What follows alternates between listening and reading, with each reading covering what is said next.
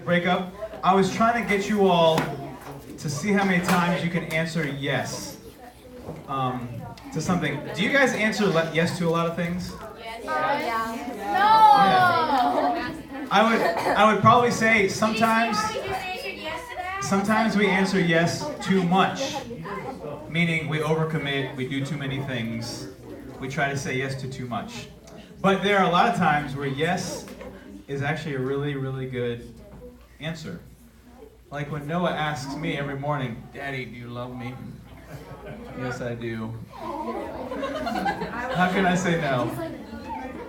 Well, there was a yes that was really important in my life when I was like, "Hey, Crystal, do you want to become Crystal Marshall?" No. And she said yes. So that was a big yes. Do I love my kids? Yes. Do I want to get married? Yes. But here's a yes that was actually bigger than those. Do I want people talking while I'm talking? No. No. That would be a no. Okay. So back to what I was saying. This takes place when I was in middle school. Oh, you guys are in middle school, aren't you? Some of you. Thank you. I started to go to a church. My mom would bring us. And I enjoyed some of the people there. Not all the people. You're not going to enjoy everybody everywhere. But I enjoyed going to that church.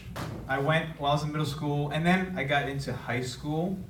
And the youth pastor asked me, "Andrew, do you want to go to this summer camp?"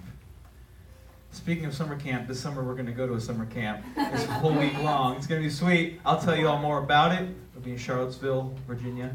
Anyway, I said yes, I want to go to this.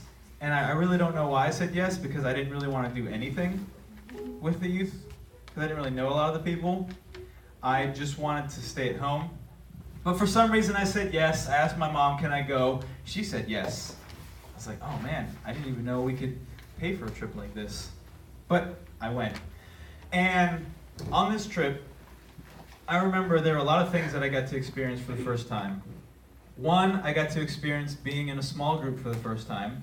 Some of you all are in small groups. You're going to go to it right after this. I was in a really cool small group. It was a small group of all girls and just me. So that was kind of cool. I don't know how that happened. But I also got to experience real community for the first time and met some cool high schoolers that became some of my best friends all through high school. But I also heard this story. There's a scripture, and I'm going to read it to you all. It's Luke 8.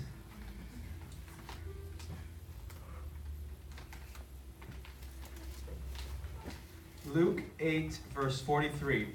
"And there was a woman who had a discharge of blood for 12 years, meaning she was bleeding. And though she had spent all her life, her living on physicians, she could not be healed by anyone.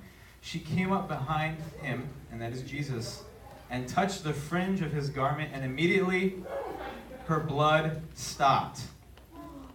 Or the bleeding stopped, not all of her blood. The blood kept flowing in her body, but the bleeding stopped. And Jesus said, "Who was it that touched me?" When all denied it, Peter said, "Master, the crowds surround you and are pressing in on you." But Jesus said, "Somebody touched me, for I perceive that power has gone out from me." And when the woman saw that she was not hidden, she came trembling and falling down before him, declared in the presence of all people why she had touched him and how she had been immediately healed. And he said to her, "Daughter, your faith has made you well. Go in peace." For some reason, that story really stuck out to me. So much so that I still remember to this day that story when this summer happened. And it was after that, hearing that story and listening to the gentleman speak, that they had music and they told everybody, if you want to come follow Jesus and live for him, come to the front. And I could feel my heart, going a little faster, get that adrenaline pumping. I was like, what is going on? What is different? I've never experienced this before.